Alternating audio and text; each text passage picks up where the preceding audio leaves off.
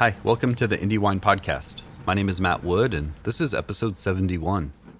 Today I'm talking with Amanda and Sam from Spur Road Wines. After rehabilitating a Sebastopol Hills area Pinot Noir vineyard by clearing the blackberries and giving it some love with organic farming, they decided to start producing wine in 2021. Their lineup now includes a lovely red Pinot Noir and an earlier picked white version. And starting in 2024, Pinot Noir from another Russian River vineyard. I hope you enjoy hearing about their wine growing journey.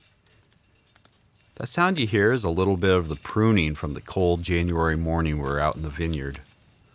A quick reminder that there's a Patreon at patreon.com/indiewinepodcast. The link is in the show notes also. Any amount to help me keep telling wine stories ad-free and available for everyone is appreciated. Telling a friend is a great way to help out too. Here we go. It was fun being out with you guys in the vineyard this morning. Yeah, So, thanks for coming out. Fun to see some of the pruning and actually see the vineyard in person. Yeah, Everything. well, So we appreciate the extra hands. yeah, no problem. How did you both get started in the wine business? I don't know who wants to go first, but I can kind of start us off. The draw to wine was kind of from the beginning of just growing up near the Napa Valley. So just near the San Francisco airport, there was always kind of the Napa Valley wines on the dinner table. And my mom very much had the idea of letting us try some wine, probably a little too early. So I kind of knew that I liked wine. I liked certain styles of wines. I didn't like other wines. And then when figuring out what the career path was going to be, it was going to be something in the ag world. That's kind of where the family business was back in having a farm back in Nebraska. And so I knew I wanted to do something in agriculture. And I was like, well, I like wine. Wine's close enough to home, but not too close. And, there's a couple schools that I was looking at that had that as a program and, dove head first, kind of going that route. nice. Is that how you end up in Colorado with school and wanted to out there? Yeah, went out to Colorado to get away from the home area for a little bit, but also still work in wine in some capacity. And I was able to kind of do that quite well. Working out in Colorado gave me a ton of different opportunities to kind of learn and figure things out on my own and go out to New Zealand for a semester and really get some good hands-on experience from like a really, really good technical school for a semester. And that, was invaluable. Yeah. Yeah, and I'd say I took the exact opposite approach to wine. I went to school at Linfield University, which is in the heart of the Willamette Valley. They have the IPNC every year, and so I was working for conference and events and got to host that and got an insider track on that. I was like, okay, this is pretty cool, and then started working for a little wine shop, R. Stewart, in the main street of McMinnville, and it was definitely a gateway drug of wine is this beautiful thing. You can travel with it. You can explore the world. And so that was kind of my big push into wine is I was like, oh, I love making it, but I also really want to see the world. And so I started after that in New Zealand and then ended up getting a job in France for 2 years. And that's actually where I met Sam. And then afterwards we went to Australia. He worked in Tasmania. I was in Melbourne. And then COVID hit. And so we had to come back to the home turf. And I was like, oh, let's work a harvest in California. I had never had any California experience. And Sam was like, if we go to California, I don't think we're ever leaving. And I was like, no, it's just going to be one harvest. Then we'll go to South America or do something. And here we are 5 years later, dog house, vineyard, winery. Yeah. So he was American American dream. Yeah. Yeah. So did you both did New Zealand, Australia? Yeah, so we did them at kind of different times. Okay. I was kind of a harvest behind her. So my first harvest up in the Anderson Valley at Goldeneye back in 2018, and that was when she was heading out to New Zealand. Yeah, and so she was in New Zealand for that harvest, and then heading to France shortly after that. And then I hit New Zealand in our spring of 2019. Where she was out in France still. And then after New Zealand, I went out to France and met her. And that's where we kind of got our harvests more in line with each other. And then Australia after that. And then in Australia. Yeah. Okay. So I was kind of a little bit more of a hands-on education as far as just working harvests and learning through that way. And he obviously has the more classic training, schooling. And since I have had a couple chemistry classes, got an internship after our internship at Costa Brown at Paul Hobbs, which is where I'm at currently. So I went from intern in the lab to lab tech to enologist to now assistant winemaker. Wow, nice. Yeah, just working your way up. And really, through all of those jobs, learning in depth the decisions behind winemaking, which was invaluable. Yeah.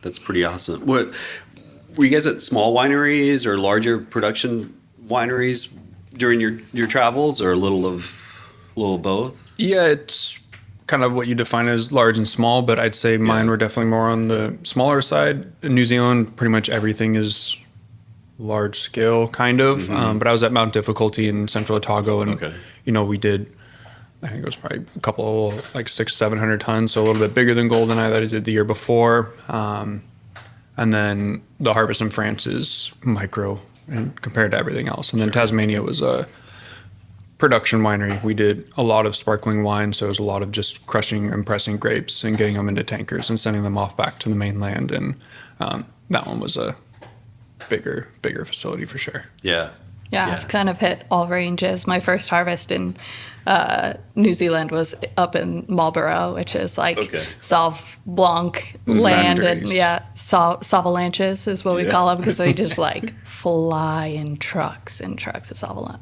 Like, it's incredible. So that was really cool because I learned how to operate, 4 presses at once and doing inoculations on a mass scale. And then my next harvest was 2 harvests in France, which was much smaller scale. You're working in these 1-ton foudres and beautiful tiny fermentations. And then after that, I was in Yabby Lake down in it was the peninsula, the Mornington Peninsula, and that's more medium size. So kind of hit all branches of it. It was just fun. Yeah.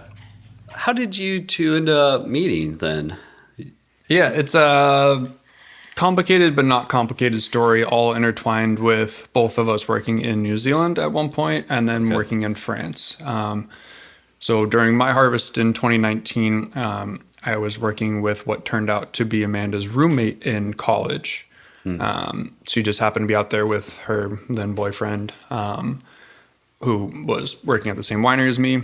And we then, which the gentleman that she was dating happened to know Amanda and her friend who was working with Amanda in France. There will be a test after. It's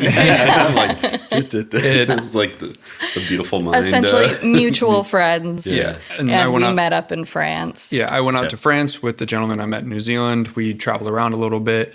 And then towards the end of harvest, we kind of met up downtown. And he's like, I have to meet. Or I don't have to. I'm going to meet up with these 2 girls from Oregon that I know from whatever it was. And it turned out to be Amanda and her friend. And we ended up having a long night of drinking crappy beer, and some chartreuse helped. Oh, yeah. Okay. Absolutely. I think that's the last time we've had chartreuse too. Yeah. Chartreuse always helps. Yeah. But yeah, so then we met that night, and then kind of I was still in France for another kind of couple weekends, and so we went on a first official date a couple weekends after that, and then I headed off to travel Italy a little bit before we both were going to try and meet up somewhere in Australia before the next harvest started. We think we had collectively spent like 2 weeks together before we moved to Santa Rosa. Oh, really? And we were like, it doesn't really make sense to get a separate place. Yeah. So we moved in together, and all our friends were like, you guys are crazy people. And we were like, yeah, we kind of know. But that's the beauty of, having a phone and FaceTiming and texting. Like, you do get to know someone by not being with them necessarily. And I think that's kind of the story, at least that I hang my hat on. That, we knew each other well, just not maybe in person entirely. Yeah. What was kind of the impetus to start Spur Road? And had you both had the idea of starting a winery in your mind? I guess, Pinot focused also? Yeah, I think the the kind of the beginnings of Spur Road was more derived out of opportunity than maybe what we wanted or needed at this point in our careers. It was the opportunity to start farming the vineyard. Again, this goes back to my time back in Colorado, where the research vineyard I was working at, his best friend of high school happens to own the property. They kind of had stopped farming it commercially about a decade ago, and then they farmed it as a family for another couple of years after that. But they kind of just said, we're done and let it go. And so before my travels in 2019, I went out and toured the vineyard for a little bit to see kind of what it would look like. And I was like, well, no, I got a plane ticket out to New Zealand. I'm gonna go do that before I consider trying to take on anything like that. And my former boss in Colorado then called us back up at the end of 2020 and reminded me that the offer still stood. And so I talked to Amanda, and we decided to pop out there one night after work and kind of walk the property and talked about it for a little bit. And at this point, we had no kind of desire. Well, we had no desire to really start a label. We just knew that we wanted to start farming and kind of add that dynamic to our resumes and at least have something more credible to stand on as we look to get full-time jobs. At this point, we were still interns. And so I think that was the kind of the beginnings. And then after the 21 growing season, we knew there wasn't a whole lot of fruit out there. So we were like, let's just make some wine. And that was kind of the beginning of Spur Road. And, we played around with the idea of the name and having that be the Spur Road is kind of I guess it goes into what the name is, but Spur Road has a couple different meanings. First, it's the pruning style that you got to see this morning. We definitely favor, though it's not 100%. But it's also the Spur Road is a road that leads up to the Buckingham Palace out in England. Buckingham is my last name, and so we kind of now mine as well. And so we kind of started this as Spur Road is kind of the road leading up to something more official, right? Okay. And then... Well, we really wanted something to play with. We knew it wasn't going to be like our main label, or at least that's what we thought going into it. We were like, we want to make mistakes. We want to have fun. We want to experiment. And so that was why we wanted something that would eventually lead up to the Buckingham Wines LLC, which is our company that we work under. But ultimately, I think Spur Road has stolen Sam and I's hearts. It's been so much more of a success than we could have ever imagined as far as like the actual wines that we're making. We're really falling head over heels. And I think, honestly, Spur Road and that initial pruning is what also led us to like fall actually more in love. We spent hours and hours up there running hypotheticals as we're pruning, would you rather be invisible? Would you rather fly? Like constant hypotheticals. And so I think that's how we actually really got to know each other, was through this. And through this label, we've become a lot closer and, ultimately have now gotten married and whatnot. And so I think it's become something that's near and dear to us. And I think even if we do end up having a Buckingham something in the future, Spur Road will always be a label to us as well. Yeah, it sounded like the process of sort of getting that vineyard back on its feet is one that would make you either like love somebody or hate somebody. Like exactly. It seemed like there was a lot make or break you. A lot to go into that. Yeah. With, I think we were blackberry bushes and just I guess the infrastructure kind of as a whole, right? Yeah. Just kind of getting everything back to where you want it to be and are feeling good about it to make some nice wines from. Yeah. No, it's definitely been a labor of love, and the love kind of goes twofold to what Amanda was saying. But it's been a lot of hard work, but very gratifying work. Like, and that's the beauty of working in a vineyard and then getting to make the wine out of it, is like we do get to taste the labor of love off the property, and it justifies a lot of the grueling hours and cursing and getting cut up by blackberry vines and being real, thinking to yourself like, what the heck are we doing out here? Like, this is just, this is ridiculous. Lots of roller coaster days, really high highs and really low lows. Sometimes you go out there and you're like, this is never going to be finished. Are we just beating ourselves up for no reason? And then sometimes you go out there, it's the best day ever. The sun is shining, like the grass is green, and like the rose-colored lenses are for sure needed when you are out there. Yeah, I guess for better or worse, you can really like see the progress as you're rehabilitating that, like getting those blackberry vines out and getting everything pruned up. And there's just like visual indicators where you can really see the progress being made, I guess, for better or worse, probably. No, exactly. What were your first thoughts upon seeing the vineyard and like the area that it's in, Sebastopol Hills? So, I mean, the area turns out, looking back, we got extremely lucky. We knew it had a good bit of coastal influence from the fog line just from the night we went up there. It was super foggy. We did like a little bit of research on the area, and like it kind of leaned towards maybe a potential style that we were looking for. But once we got up there and saw the state of the vineyard, we were definitely a little shell-shocked. Intimidated. Yeah. Just because it was a blackberry farm on top of a vineyard. Like it was, you could not walk down a row all the way through without getting caught up and cut.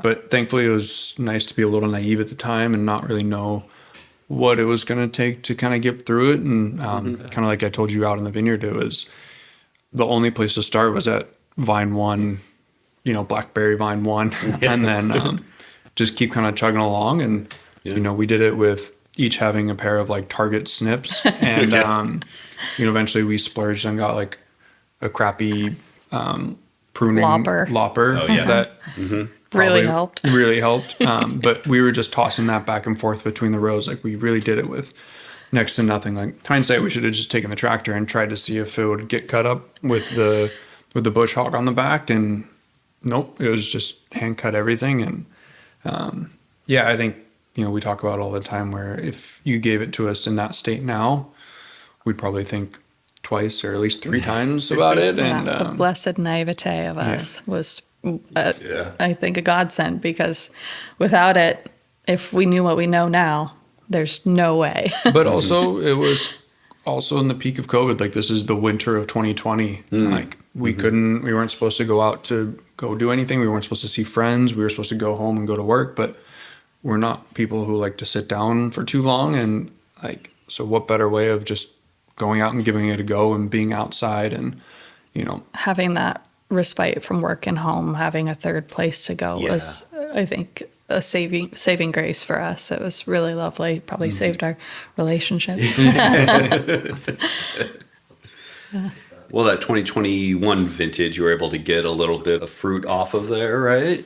Yep, we got, it was like 3/4 of a ton, but it turned out to be the equivalent of a barrel and some topping material, which turned out to like 26, 27 cases, which was super fun to do. Like it was the difference of like, it was absolutely babying it in the winery. Like we were on top of it every second of every day doing all this stuff. And, it was all the work we'd put out in the year before all into one barrel, and it's kind of terrifying to see of that. But we got it bottled and sold it to some friends and family, and everyone seemed to have liked it. We were able to sell out of those 24 cases pretty quickly, which was really a good feeling. Gave us a little bit of capital to buy slightly nicer pruning material or equipment and move up to Harbor Freight. Yeah, exactly. And my thumbs are very thankful. Yeah. Less likelihood of carpal tunnel. Yeah. But yeah, that was the first vintage, and we talking about styles and stuff, we weren't 100% sure we knew the style that we wanted to be on was on the fresher side of things. But we kind of picked it on a more classic range. It was at about 24 bricks. Again, we didn't have a lot of leeway of when it was going to come in and how we were going to get it all done. But how much whole cluster we were going to use, because it was coming off of that very freshly recovered stage. The fruit was a little bit iffy, and Sam and I are huge proponents of more whole cluster than less. And so I think we did 25% that year because there just wasn't the quality exactly that we wanted there for that whole cluster specifically. So Destemming it allows for a lot of like health, and thankfully we had an optical at our disposal too, so that allows us a lot of health in that as well. And I think that helped with a really healthy ferment. Now we're kind of upping the ante on whole cluster as we get more into it and more into our style.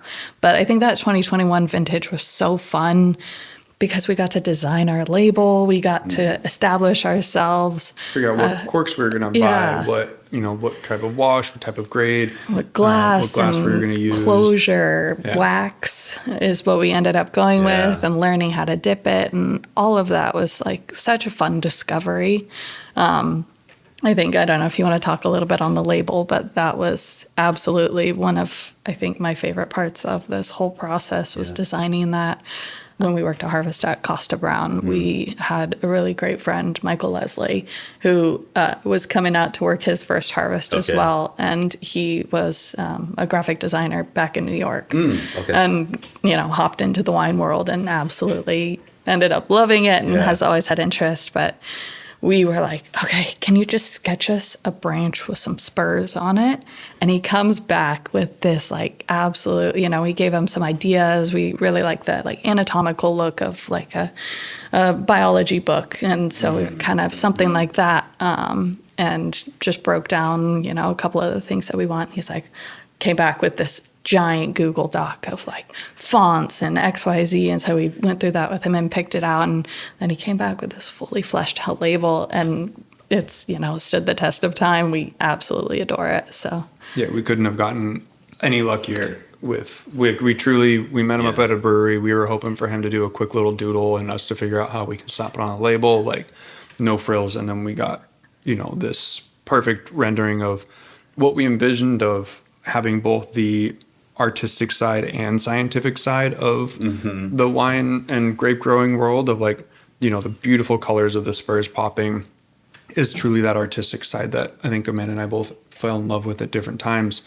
But then you have the black and white, rendering. Rendering. That's just more of the scientific side of, that's truly the winemaking side of, where Amanda was kind of cutting her teeth in the lab and, and just with schooling and all that kind of stuff, and like truly the nitty gritty things that you can dive deep into, and how, and that's kind of the rotation of the label too, is that it's more artistic. And then as you rotate, it kind of just tapers off into that, like into the open-endedness of what a wine can be, right? Yeah. It's truly in the eyes of whoever's holding the bottle and drinking the glass. And I think to be continued kind of feel to I it. think the pruning stage is, obviously, as any wine grower knows, such a vital part of winemaking.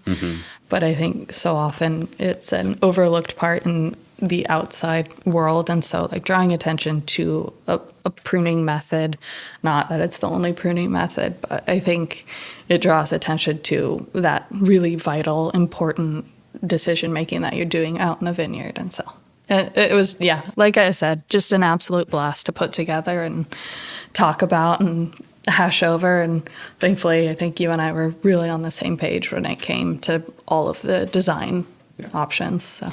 Yeah, and it seems like when you're working with Michael and the whole brand and identity and the wines, it was all really based around the vineyard and that one specific vineyard that you were working with and rehabilitating. So really beautiful. And it was label. honestly, we got so lucky with it. We looked at ourselves after we slapped it on the bottle and was like, oh, we have to make good wine to put on this. Otherwise it's just not fair to the label at all. Yeah. After that 2021 vintage, what were your thoughts? I mean, obviously you were able to sell the wine to friends and family and that barrel. So you made a lot more, I think, in 2022, though, right? Yeah, absolutely. Maybe it became like a real project, I guess. Maybe at that point. We were definitely energized after coming off the 21 harvest of, okay, we've gone through the entire process now, both on the vineyard side and the winemaking side. What are we going to change, and kind of how are we going to adapt? It was also, anytime you cut back any sort of plant, right? It's the first year it's going to give you a little bit, but the second year it's going to come back. And so our yield ended up going from 3.3 3/4 of an acre to, or 3/4 of a ton to, it was like 2.5 2.2, tons. yeah. And that's a massive swing.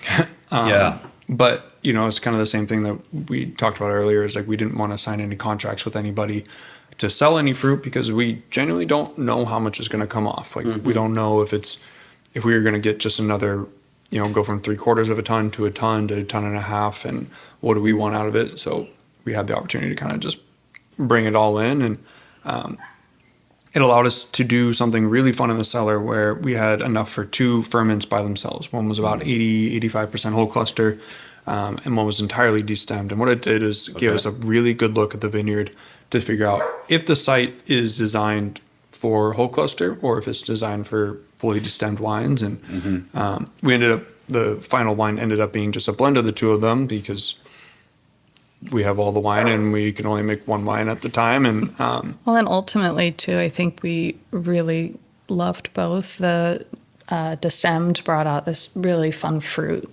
forward quality, whereas the whole cluster had this depth to it. And so having both those elements to play with was really, really a lovely, and we'll taste the wine in a second, but has really defined itself as a fun, textured wine. So what was your decision-making process to then do the white Pinot also? yeah, so we were looking, we bottled our 22 Pinot Noir, and we were kind of thinking, okay, what can we add to this to help us kind of, diversify our portfolio a little bit.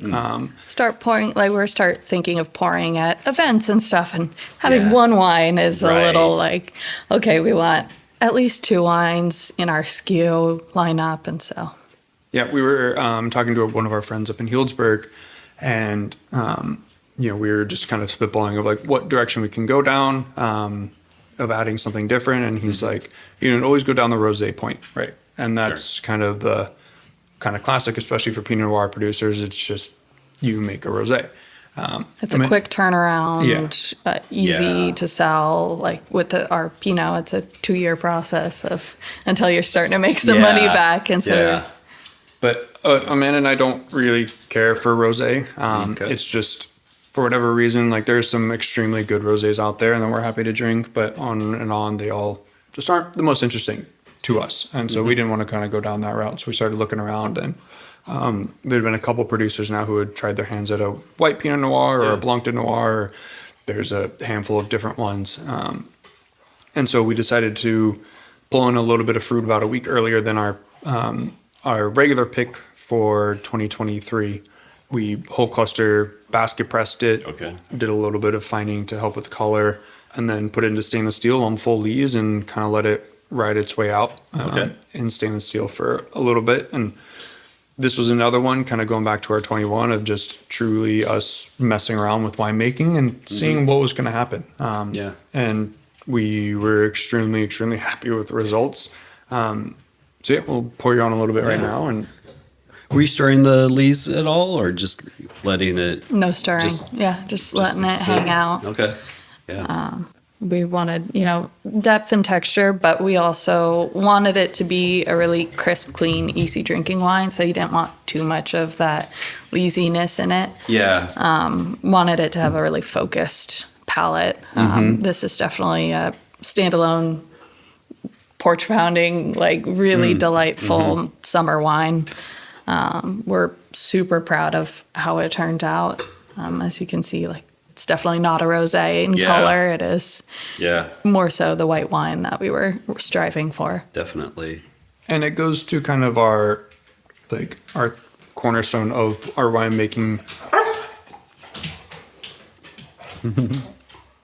Kind of what we want for wine and what we kind of want to bring out. It's aromatics, it's freshness, it's brightness, it's texture. And that holds true for our white wines and our red wines. So as you kind of taste through it and you chew through that harsh acidity, it's sitting at like... So freshness and aromatics and all that kind of stuff. But from a winemaking side, we decided not to go through any mallow. We truly wanted this to have some acidity, some zippiness, and some brightness and energy in there. And so it's sitting around, I think, 6 or 7 grams of total acidity, no mallow, kind of cream, make it rounded out at all. This is at 9.6 grams per liter of total acidity. Well, Yeah, really? Yeah, she's ripping. Wow. But it really, like, it's not doesn't detectable. feel No, that- it doesn't feel like that. But it's like at like a bubble level of total acidity, which is Wow. really fun. Sorry, I ran all the numbers, so I got them all locked Yeah, in you here. got Yeah. And so we put this one out in the market kind of the same time as our 22 release, and we were so happy with the response we got back from everyone. Was like, we put a Pinot Blanc, which we can talk about a little bit after, kind of beside it, and people just kept coming back to the white Pinot Noir. They're like, this is different, this is great, this is what I'm looking for on a hot summer day, you know, or a nice, you know, fall evening. I can see the food and cheeses that I can go with, but also it stands on its own completely, which is, you know, it's all the nice things that we were hoping to hear. And it was, honestly, we did kind of one drum, and it was, you know, it was about 23, 24 cases, similar to the way we started with our 21 Pinot Noir. And it was in 24 for our second release, we doubled it. It was pretty much we're in line with our our production off that property, and it's, you know, it's fun. It shows the site in a completely different way, but It does, yeah. there are definitely some parallels in the fruit profiles that kind of come through on the white Pinot and the Pinot Noir. Yeah, it's really delicious, and the acid, it's high, but I would never guess it was 9.6. 9.6. Yeah. That is. Now she's screaming. It's lovely. I think Sam and I are really attracted to like a nice, clean, crisp, acidic white wine. But when we were trying it, we were like, well, we can adjust it if we need to. But trying it final blends, we were like, I don't think it needs it. It's not perceptive like that. Like you can't perceive it in this. And that was the big thing for us, was to do it all based on taste. Like, we knew that we can kind of go through a little bit of mallow to tame it out. We knew it was, you know, on the higher side, but we tasted the wine and we looked at each other and we're like, no, this is what we want. And, you know, like, we're super happy with the reception, like I said. So, we're definitely going to keep making this one for years to come. Is there a component of wine for each of you that is really the part that kind of grabs you, whether it's acid or tannin or texture? I love like salinity in wine. Okay. I think something that, you know, and I think acid plays a big role in that, but something that makes your mouth water, lingers, has a lot of, you know, I think it adds a lot of depth and quality to a wine. Yeah. I think I'm kind of in the same boat as her, but also, to me, tannin and texture kind of go hand in hand, which is a big reason why we're big fans of whole cluster, is that it does add a different type of tannin. I think it's a much more quickly integrated tannin that provides more of a structural thing than it is a grippy thing, like, especially with, like I said, my day job is Napa Cab, and so we deal with aggressive tannin, and so I think whole cluster is a good way to kind of get it to fold back into itself and be integrated earlier, but still be in a bit more of a unique texture than it is a lot of Pinots these days. How about you? Is there something that you look for in your wine? I think it's acidity. I think it tends to be the big one for me. Freshness. I think the other thing is I tend to like wines that have like a little bit of, to me, it feels like edges. You know, just not Rounded, not so rounded out, or like a little bit of rusticity. That's probably the word I should have said. Yeah. But like just I that like little the, bit I like the of visual though. I can, like dimension. Yeah, that to me is the thing that really kind of like speaks to me, I think, the most. Yeah. 2023 for the red Pinot. What was your production like? You made more of that also, or are certain parts of the vineyard still coming online at that point? Certain parts of the vineyard are still kind of coming through, and with us making the decision to make the white Pinot, it took away a little bit of our production from our red, which we were okay with. Pretty much everybody who we talk to who is very well established in this, they say don't grow if you don't have to. Okay. don't grow too fast. Like don't grow your And that's kind of what we took to heart of like, okay, you know, from a winemaking side, like we can make a lot of fruit where we can process a lot of fruit and make a lot of wine, and that's all great. But we do have to sell the wine. Right. And coming off with a heavy 22, we were like, okay, maybe we'll slow our roll a little bit. And so we're sitting at 2 barrels for the 23 vintage, and we're hoping to bottle that in the next month or so. We just did a tasting of it, and Okay. it's so exciting. Yeah. And the 23 is, I think, cuts right down the middle of the 21, 22 vintage. Okay. So it was picked just a little bit later than the 22, like we were talking about in the vineyard. The 22 hand was a bit forced with that heat wave to pick a bit earlier, which I think we ultimately learned is something that we enjoy, that early of a pick. Yeah. And the whereas- vineyard can do it as well. And the vineyard can do it, which is not something every vineyard can do. And so the 23, I think we picked a little bit later because we could. Yeah. We had that option. It still has like this lean, like really lovely texture to it, but I think it is leaning a little more towards 21 than 22. Okay. So it's every year is an absolute learning process in the vineyard, which is so cool, and it's fun to see how the wines reflect that personality of the vintage as well. And so I think we're every year learning what we want out of the vineyard, but ultimately, like, it's been giving us such lovely gifts every year. So we accept what it gives and do our best to make the best wine from it as well. Especially the quality of the 23 vintage as well. Like, yeah, we may not have gotten as much fruit, but the quality of what it was is just as spectacular. It's perfect growing season for Pinot. Like, nice, low, cool. Yeah. Like, the difference we picked, I think it was like a 5-week difference between our 22 pick, which was extremely early, and then 23, which was extremely late. Like, it's a massive swing for a property. Yeah. I was just going to ask kind of a question like that, just those growing differences that you noticed in 22 and 23, just real different vintages. And Extremely different, yeah. Like 22, the summer was kind of uneventful. It was definitely on the warmer side, but otherwise, I think everyone was kind of expecting a closer to 21 harvest until we hit Labor Day. And then, once, you wake up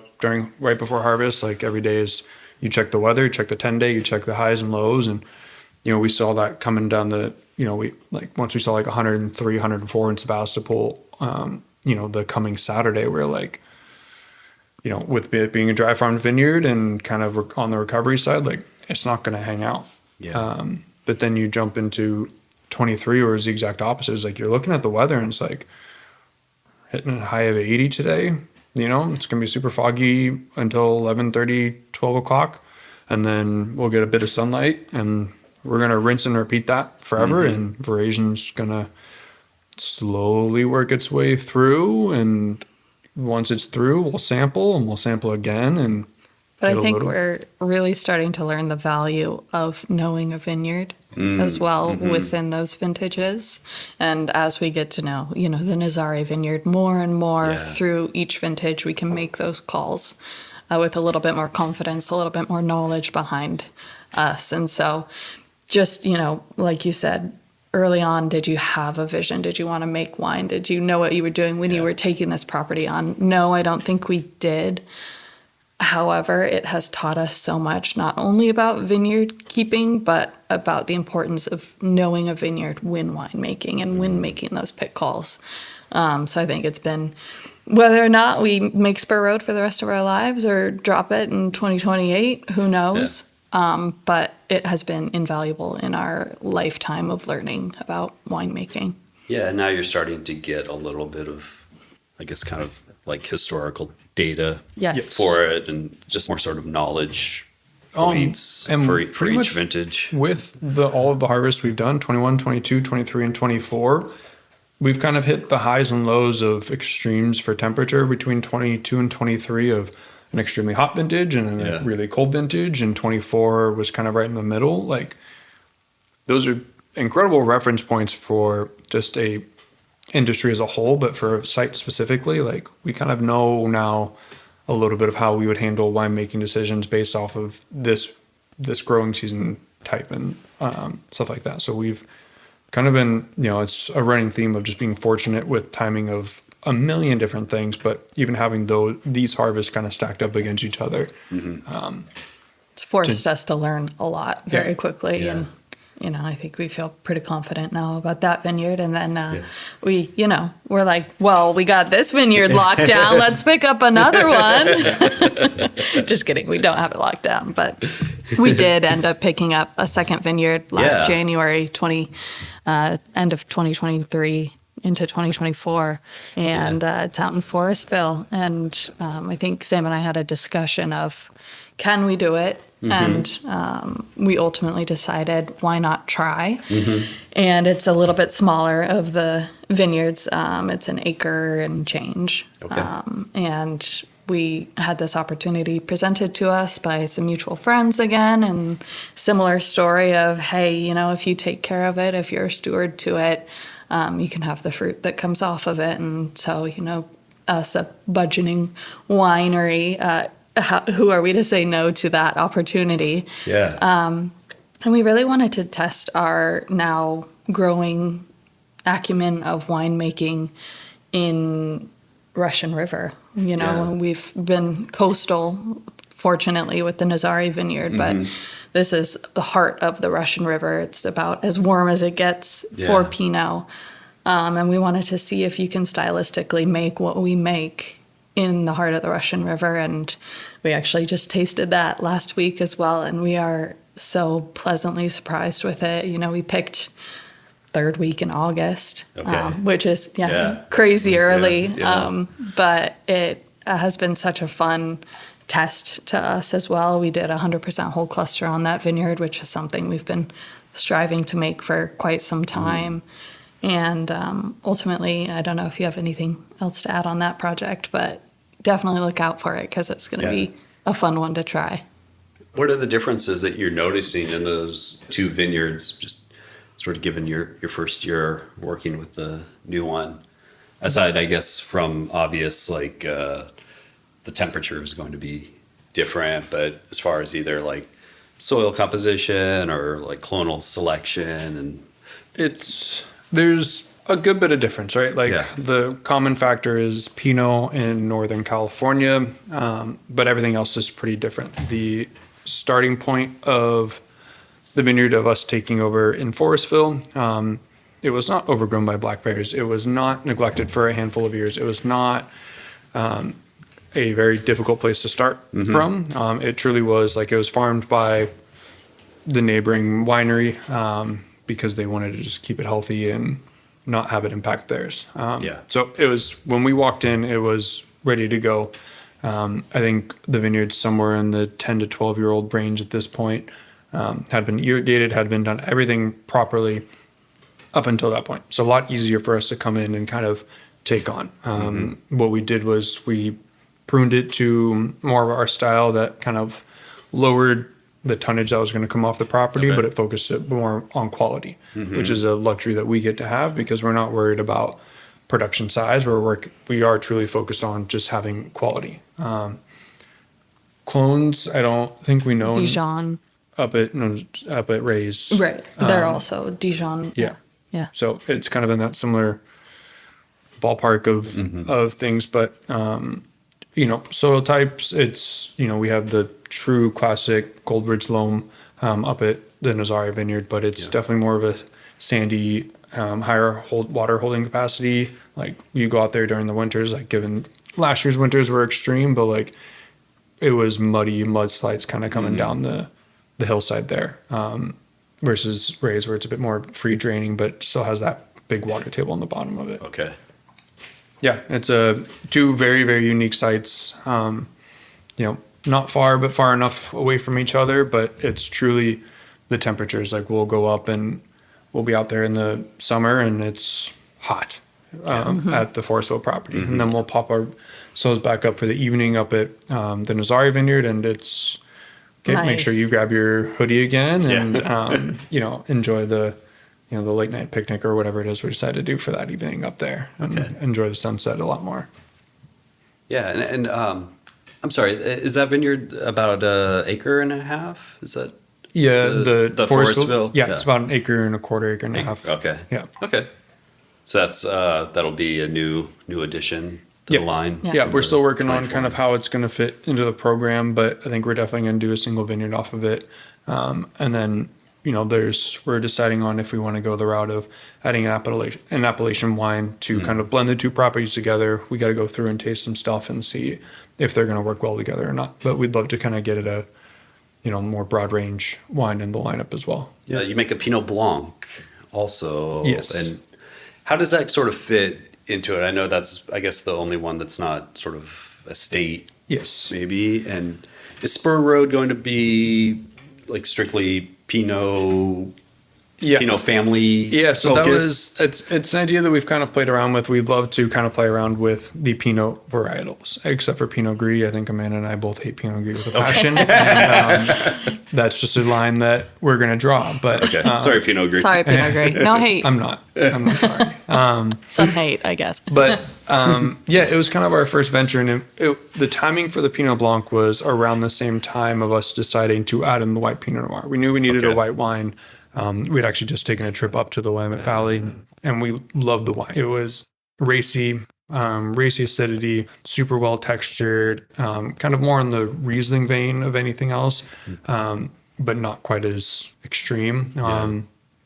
And we decided to search around and see if we could source a little bit of fruit and go that route. So we got a ton of Pinot Blanc from Mendocino in 2023, and pretty much followed a very similar winemaking protocol to the white Pinot Noir, whole cluster, basket press, full gross lees into the drum, let it ferment, and it was a slow and painful ferment to finish. Okay. So slow and so painful that we decided to cut it early at 3-4 grams of residual sugar. Just because it did have a pretty high natural acidity, but it was picked a bit later than we wanted. And so we wanted to keep alcohols in check. And again, going through and tasting the wine, we were like, no, this makes sense to have a little bit left over. Because what it does, it goes back to our values of winemaking of having great texture on the wine, good freshness, and balance. So we can pour you on that and see if I'm just talking out of my butt, or if we actually put it into practice. Well, and like you said, the Pinot Blanc and the white Pinot Noir kind of came to fruition at the same time of we wanted to add to our SKU. And so we were looking to add a white, and both kind of fell into our laps of idea-wise. But we wanted to differentiate them for sure. And so the white Pinot Noir for us is, that really lovely summer sipper. But I think having that extra 4 grams of residual sugar in the Pinot Blanc gives it that texture, gives it that weight, with still really clean lines of acid going through it. But this is definitely more of a food white wine versus the white Pinot Noir, which is very much so, I would say, standalone. So like this with a Manchego, this with like some cheese at your side, and you're winning. Yeah. The texture is really great. So it's, numbers we look at, but taste is ultimately where we're making our main choices. And in terms of production, we made this in 23. We did not go for this in 24. Okay. We're still deciding on if we're going to bring it into the portfolio kind of every other year. It is a bit of an obscure varietal, and getting people to buy it is, a whole other discussion for us to have, probably on a different podcast. But, it is, people hear white Pinot and they think Pinot Noir. I know that. They think Pinot Blanc, and they're like, what the heck is that? Because, its homeland is named for the region, not for the varietal itself. So it's kind of hard to put those together. And so, we got to decide here pretty soon if we're going to try again for the 25 harvest or not. But we truly do love it. Like, we think the duality of, like Amanda was saying, of between the white Pinot and the Pinot Blanc, like, it's more in line with a Chardonnay type, like a stainless steel Chardonnay, but just on a little bit different of a fruit profile, which to us is really cool. Well, and like Sam mentioned, he did his first harvest up in the Anderson Valley at Goldeneye. And so through you, I have grown a deep love for the Anderson Valley, but your love for the Anderson Valley it knows no bounds. And I think ultimately Mendocino holds a really special place in your heart. And so that's why we're seeking that area out specifically. But I think this is kind of our foot in the door of the Anderson Valley, whether we buy property up there at some point. But this has like allowed us to be part of the White Wine Festival up in the Anderson Valley. You need a Mendocino-based wine to be a part of that, but this and that is the weekend of February 15th, yes, I believe. It is the weekend. So if you want to check it out, it's really cool. They have oysters, all sorts of really beautiful white wines represented from all over, but it's definitely like an Anderson Valley, Mendocino-based white wine festival. But I think, that's why we chose that area specifically when looking to add another SKU on. And so that's there is definitely more rhyme and reason to that wine than just, we wanted a Pinot Blanc, and so we added a Pinot Blanc. Yeah. What is it that is so close to your heart about the Anderson Valley? I mean, I know the wines are amazing from there. So it's, like I said, my first harvest was at GoldenEye, and, for them and their Anderson Valley wine, they source fruit from pretty much, as far south as you can call the Anderson Valley, all the way up into the way, way, way deep end for one of their estate vineyards and some of their vineyards they source. And my role was in the lab that year, so I was in charge of all grape sampling. And so I got to drive up and down, and we got, and taste fruit from all different parts. And every time, like I said, we were talking about pretty vineyards and stuff like that. Like the vineyards are just gorgeous, whether it's just a mom and pop, they got 2 acres in the backyard, kind of like how we ended up now, to one of their estate vineyards being, just these like ridge top, bizarre looking little blocks that are not contiguous and they don't kind of go together, but they, craft such these beautiful wines. And, waking up every morning and walking the half mile down the road to the winery and seeing the sunrises kind of coming up over the hillside, and then the sunset going on the other hillside. And like, it truly was just, one of those places where you get there and you're like, this is incredible. And then finding the people who are making the wines in the style that you like, where they truly like this, the acid those Pinots hold, no matter what, are just incredible. And that's kind of, where we lie, is having those acids in those wines and freshness. And it's everything we want is just kind of coming more natural up there, right? Like, you could say, you can make the argument that we force our hand a little bit for the Forestville property and the Nazari vineyard, but by picking a bit earlier than most would, XYZ, they're not naturally just letting them sit on the vine and hang out like a lot of people do. But in the Anderson Valley, I think it's the acids there, the texture, everything is just on the vine. Yeah, you're not working against anything to make that style of wine that you're trying to make. So, definitely. Like I was saying, the Anderson Valley is in our sights in some capacity. We don't know how it's going to shake out, and that's kind of how we're going to operate for a while, is kind of fly by the seat of our pants and see where opportunities lie. And I think that's where the deviation from estate fruit will be. If we end up finding like a property that we want to buy fruit from, it will be from the Anderson Valley, and it will be like a very intentional. But ultimately, we do love the hands-on ability and like the farming, being able to pick when you want to, being able to prune how you want to. And so I think we love the estate opportunity, but there's a special little gal up north, Anderson Valley. Yeah. At Tom's pickup party, we were talking a little bit about the potential Sebastopol Hills AVA. I'd love to hear some more about that and kind of what defines it. I think it's some of its elevation and fog, and so I think probably tell it better than I could. I think though.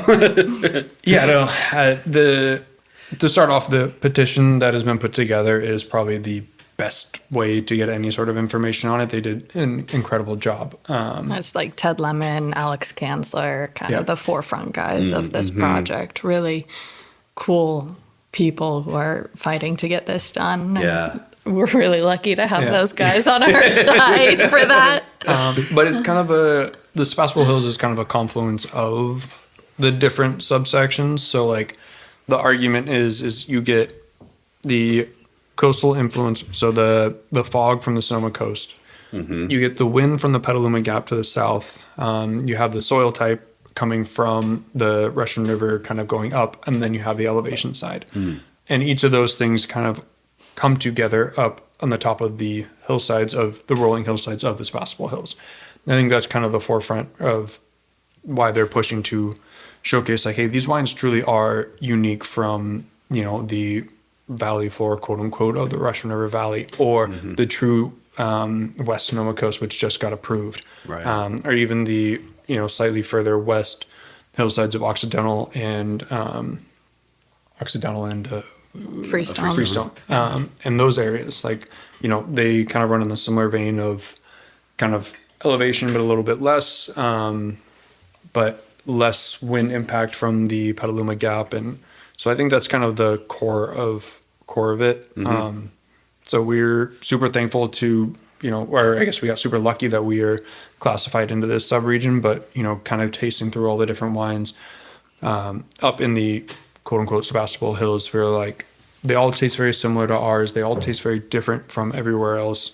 And they're all made extremely different, right? Like there's, some of the big dogs who make Pinot in kind of that more older style, source a lot of fruit from up here. And then there's people like us who source fruit and make it on, the opposite end of the spectrum, but they all have a similar fruit profile. They all have a similar acidity. And that's kind of the, I think a core of what could create a new AVA or sub-AVA. Yeah, there's definitely some distinctive qualities and characteristics about the fruit that define it. And I think there's cold snaps that happen in the Sebastopol Hills. Okay. Because there are those peaks and valleys within the hillside, it allows for those cold snaps and the valleys that are quite different to anything that you get in the Russian River. And so you have to also have a skill in monitoring that and making sure, like, I know I've had the great fortune to work alongside Alex Kanzler quite a bit, and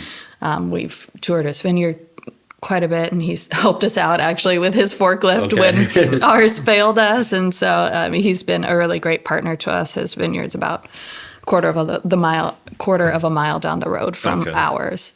But I know he has like a specific little dip in his vineyard that gets particularly cold that he is always monitoring, always managing.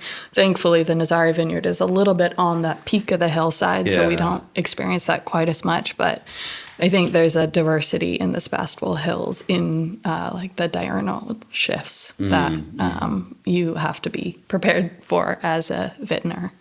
You guys get quite a bit of fog kind of sitting in there in the vineyard also. Yeah. No, I mean, like it's truly rolling hills, and like all the little pockets, kind of what Amanda was talking about is you have either cold air sitting in those certain things, or you have the fog line where it's either, sitting, like we'll show up to the vineyard at, 7, 8 o'clock in the morning and it is in dense fog. Yeah. And then we kind of look around, or I'll go and toss the drone up in the air a little bit, and you'll see we're sitting above the fog line, and it's kind of that like shift in, that kind of shift throughout the day in different parts of the growing season where the fog kind of lies. And I think it's another aspect that makes it a bit more unique. Yeah.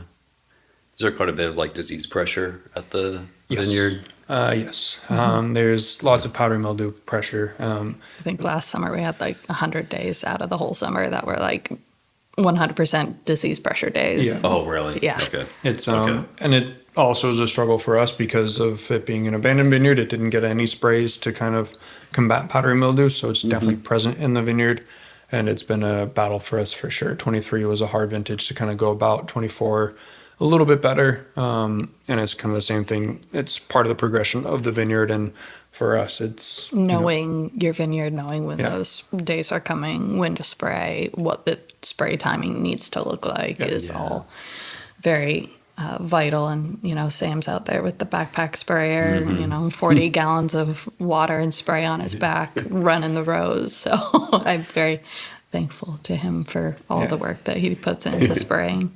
Yeah, it helps for the summer body or whatever it is, right? The bikini body. I'll wear a gray T-shirt and put it up to the truck, and it's no longer a light gray T-shirt. It is a dark gray T-shirt, and just covered in sweat. Yeah. Even when it's 74 out. Yes. Oh yeah. No, and like I'll get going. It goes at 4 a.m. 4 a.m. and it's 52 degrees outside, and by the time you finish up 3 hours later, it's still 65 degrees, but, carrying around, gallons and, trudging through with a respirator on and a heavy hazmat suit on, like, you start sweating pretty good. Yeah. You guys are kind of following organic practices out in the vineyard, and you got some sheep grazing out there also. Yeah. Sure. Yeah, Fun to see. the agreement with the family who owns it is that we have to follow organics, and we were pretty happy to hear that anyways, because that's the way we want to farm. Yeah. We want to be pretty in tune with the earth and understand like vines take a lot out of the soil. We don't need to be putting just crap in as a replacement. And it works really well with having the sheep out there too. Like they're originally out there for when the vineyard was abandoned, just to kind of keep vegetation down, help with fire pressure, this, that, and the other. But no, now we get to turn the stuff that the sheep are giving off back into the soil and help replenish some of those nutrients and create a bit more of a full cycle. But yeah, truly, we put a little bit of organic micronutrients on for foliar spray, and then it's an organic sulfur compound to help with powdery mildew, and that's all we do. Little cover crop in the springtime, some legumes, just to get some nitrogen back into and out of the soil, and help out. But we're just trying to help it be the best it can be. We're not really trying to alter its state. It's more of a gentle guiding versus forced anything. And it's kind of the same way we do wine, is just kind of, we're not doing a ton of additives. We're not doing a bunch of anything into the wines. Like we truly want them to be expressions, and to have clean wines and good wines is you have to do well in the vineyard. And, and I think that's kind of where we've ended up and gotten into a halfway decent groove, but there's still, like you saw out there, there's a ton of work for us to do out in the vineyard, and she's wild for sure. It's a wild place, but but we love it. Yeah.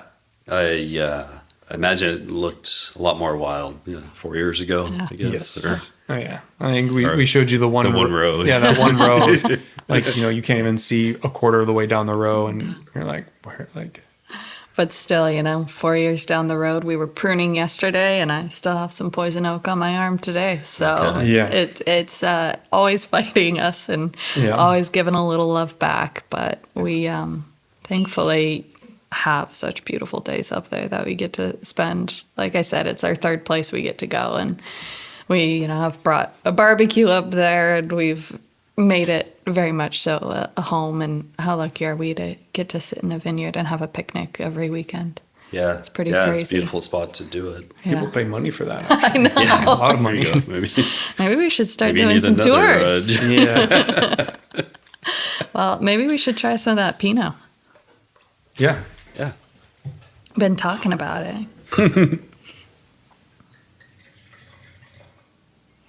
Thank you.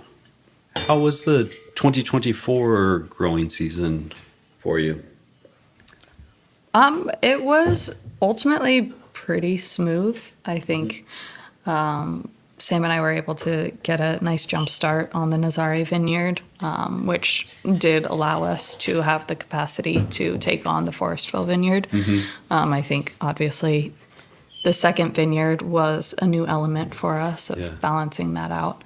But the season in general was really quite lovely. We had some nice warm days to kick growing, but ultimately mostly mild, which allowed us to pick when we wanted to. And like I said, for the Forestville vineyard, we wanted an earlier pick, but for the Nazare vineyard, we got to pick right exactly when we wanted to. I think we brought it in at 22.7 bricks, so a little bit more aligned with that 22 vintage. Yeah.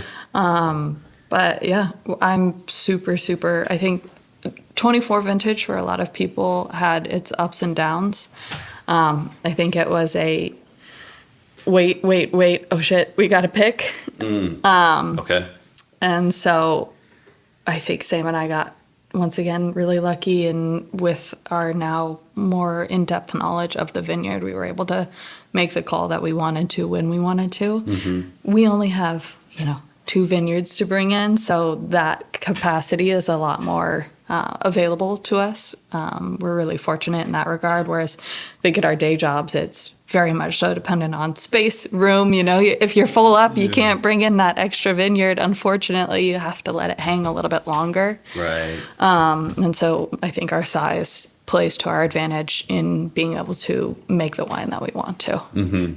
Anything to add on the 24 growing No, it was kind of a perfect balance coming off of the 23 vintage of being extremely cold. And, for us from Spur Road's perspective, like Amanda said, it was a perfect kind of ripening up until we needed to pick. Pretty much anyone who lets fruit hang or jumps over to the Napa side where there's Cabernet, you kind of got the duality of the vintage of you had the before, I can't remember the kind of beginning of October, kind of before that point and the after that point. And that's when we had kind of that extended heat wave that was super uncommon for being as late as it was. So I think a lot of producers in that world who had fruit kind of coming in that mid-October range definitely saw a bit of it. But it kind of goes to if you farm well, you have a solid vineyard, you have all that stuff, and like your vineyard isn't supposed to come in until late, it's more than likely will be able to survive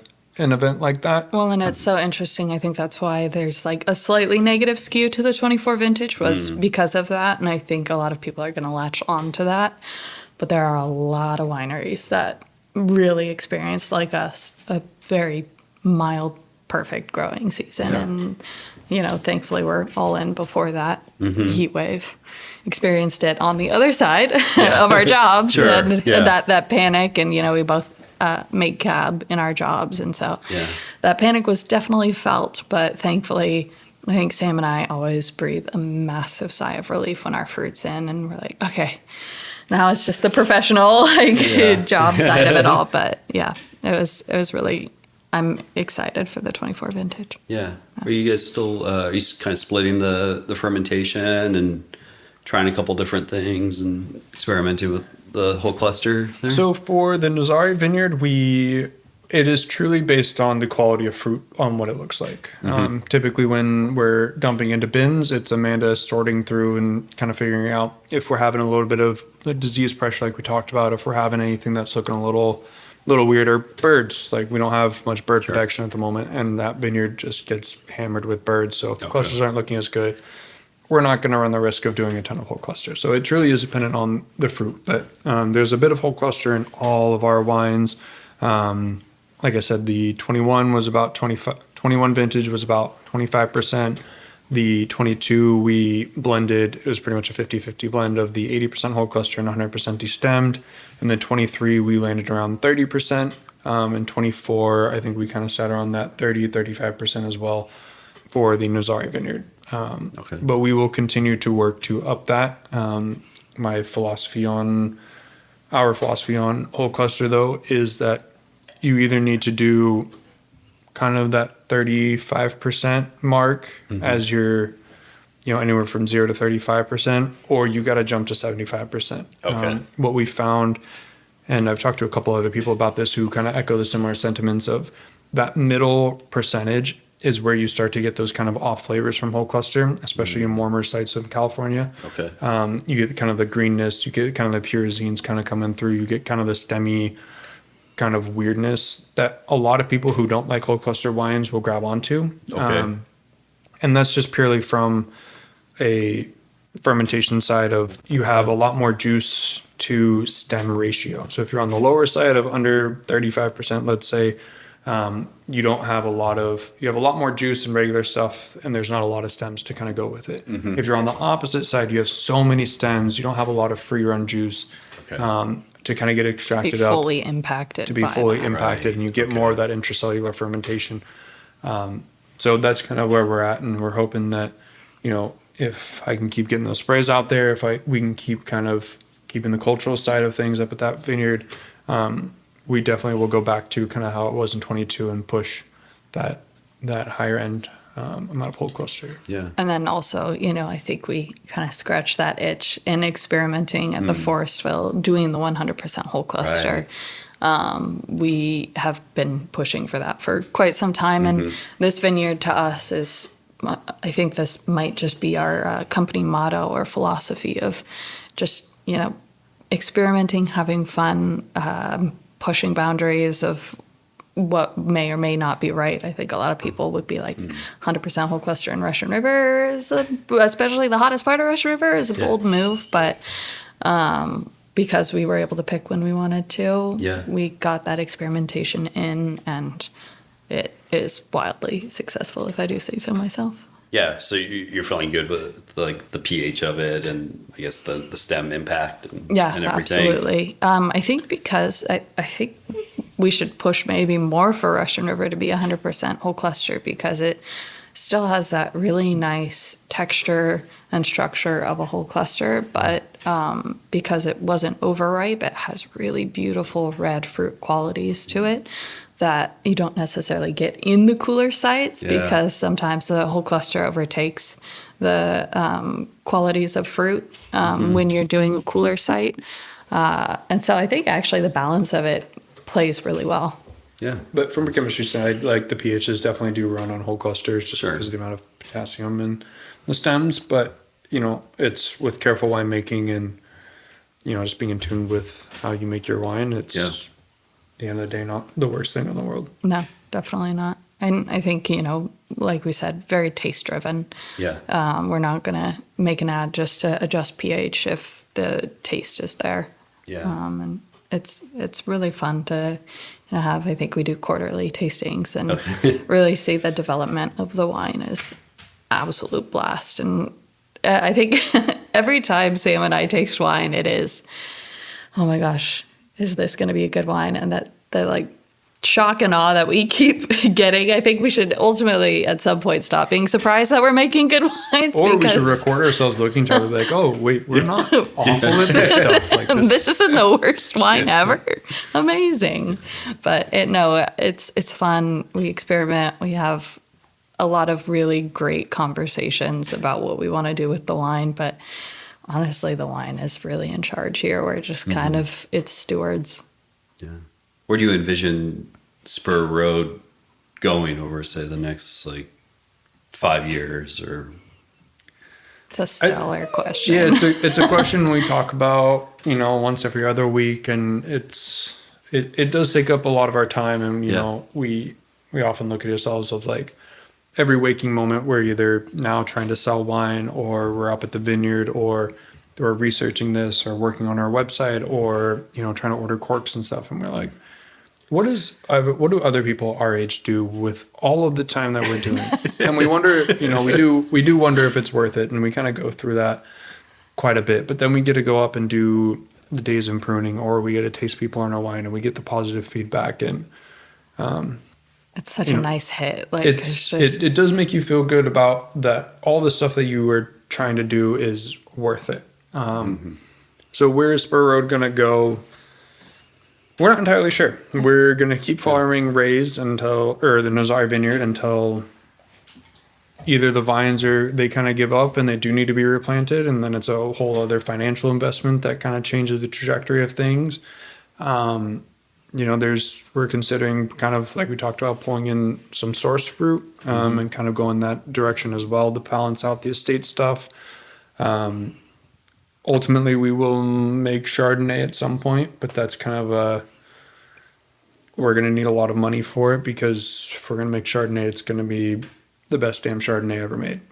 We have very, very high expectations of how Chardonnay is to be made and to what quality levels we want to make it at, which is why we keep holding off for... Well, Sam's internship in Burgundy was with Pierre Yves, and so his expectation for Chardonnay is about at the roof, the ceiling, and so that ultimately will be an endeavor we take when we are financially able. But I think Spur Road has been a wave that has been something that we've rode really nicely, and it's taken us on this awesome journey. And I think we'll keep riding it. I don't think that having it all mapped out is necessarily the way to go anyway. Sure. I think we've had such incredible opportunities, and we take them as they come. And we've had such a cool chance to make really incredible wines. And so why not keep riding the wave? And as long as people keep buying the wine, that's kind of the thing. Is the crux of it all. If people keep buying the wine, we'll happily keep making it. But that's always the sad part of the industry is it have to be funded by the public, and that's why we're very grateful to do stuff like this with you and kind of get our name out there and kind of get our brand into new eyes and hopefully find some more people who are interested in joining us on the Spur Road. What is the best way for people to buy those wines so you can keep making them? SpurRoadWines.com. Our Instagram is SpurRoadWines. I answer pretty much all the emails at sam@SpurRoadWines.com or Contact at SpurRoadWines.com. Yeah. Honestly, email us any questions. We're super happy to just have a conversation with consumers. We're really, obviously, I think through this podcast, very nerdy about our wine and love to talk about it. And so any questions, any commentary, love to hear. Yeah, but in the next kind of couple months, we're hopefully going to get out and do a couple restaurants, a couple wine shops, and kind of get our names out that way as well. So if you happen to see Spur Road on a wine list, please buy it. Give it a try. Yeah. I really hope you won't be disappointed. Oh, I'm sure they'd love it. Is there anything that you feel like we missed or glanced over or like to circle back to or anything? I mean, like that? The elephant in the room is the background noises here have been brought to you by our chocolate lap Duke. Yes. So any lip smacking, bone crunching, Yeah. I apologize for. No, but Spur Road's just been a super fun venture for Amanda and I to kind of flex different muscles in this industry and kind of work for ourselves and give us a creative outlet to kind of stumble around and do things on our own and figure things out. You know, it's just a bunch of very fortunate situations for us kind of coming together, whether it's having a friend be dating a roommate of Amanda back when she was in college, and then we're going to France together and we ended up going to the same bar, versus, you know, my former boss back in Colorado having his best friend happen to own a vineyard versus having the opportunity to be able to make the wine. And just having a bunch of different people who are willing to kind of support us and trust us and give us these opportunities. And, you know, Amanda and I not shying away from them. Like, I think a lot of people would be like, it's not worth all of that. But to us, it is, because of the wines that we get to showcase and be extremely, extremely proud of. And so it's, you know, like I said, it's just different opportunities that Amanda and I have taken. And we're very grateful for each and every one of them. And have no idea what the next one's going to be. And, you know, probably the next one is doing this podcast and, you know, running into you at Tom with BXT's release party and, you know, getting to meet you and having you out and come prune the vineyard a little bit. And like I said, if those vines aren't producing very well, you will be hearing from us. And, I know. But yeah, no, we're thankful, we're lucky, and we're extremely happy with kind of everything that we've gotten to do and we'll get to do. Yeah. It's a pretty cool road for sure. Yeah. And, you know, just take them as they come. Sweet. Thank you, guys. No, Thank really. you very much. Thank you for coming out. A ton of fun. Yeah. A lot of fun. Thanks for having me. I appreciate it. And having course. me out to the vineyard. No, it's also, we like having people come out and check out the vineyard because it does give a kind of different perspective on, you know, we can talk about the Nazari vineyard if you don't know that vineyard versus anything else, but like getting to see kind of the day-to-day and like how of a wild vineyard it is. Like, it's not your commercial prim and proper. It's Well, I get to put like a face to the name. So and I think I'd like to also just shout out our day jobs of the massive support. And, you know, I think without them, the knowledge that we've garnered over time would not at all be possible. And so really proud to work at both the places that we work in. But no, this was super cool. Thank you. Yeah. Really a blast. Yeah. Thank you. Yeah. You want to say something, Duke? Now he's quiet. Yeah.